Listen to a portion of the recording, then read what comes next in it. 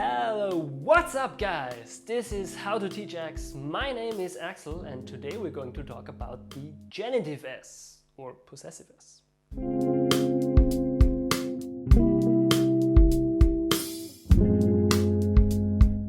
To begin with, there are two different descriptions for this grammar structure. The genitive S or the possessive S. Both refer to the S with an apostrophe. So for example, this is John's car, meaning the car belongs to John. We use the person John and add an S to indicate possession. Other examples could be Ashley's sister Andrea plays hockey. Andrea is the sister of Ashley. My student's name is Andrew, so I've got a student named Andrew. However, be careful in the plural form. The Smith's house is red. Here, the family, the Smiths, already ends with an S. Therefore, we don't add another S, but just the apostrophe. Some irregular forms require an S though. For example, the children's toys are over there. Children is the plural of child. However, it does not end with an S. Therefore, the same rule as for singular possessive forms applies. Apostrophe S. Another example. Men's clothes are on the first floor.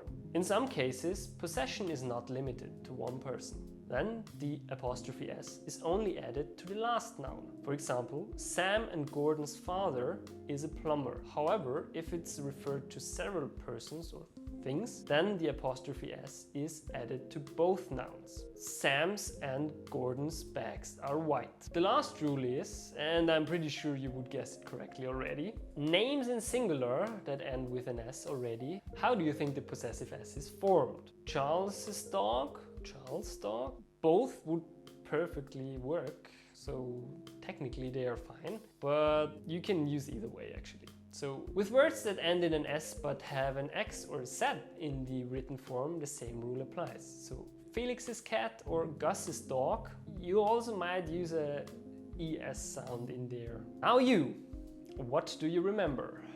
Again, as always, feel free to pause, look at the examples and fill in the blanks.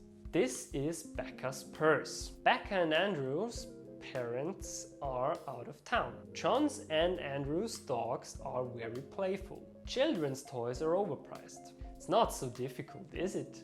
Just listen to a guy that knows for once and you will see that English grammar is not so difficult. Feel free to watch the video again if you need to, because that's always fun. And if you like our work, give us a thumbs up. And if you want to subscribe to the channel, we'd be really happy. Otherwise, thank you for your participation and see you in the next video.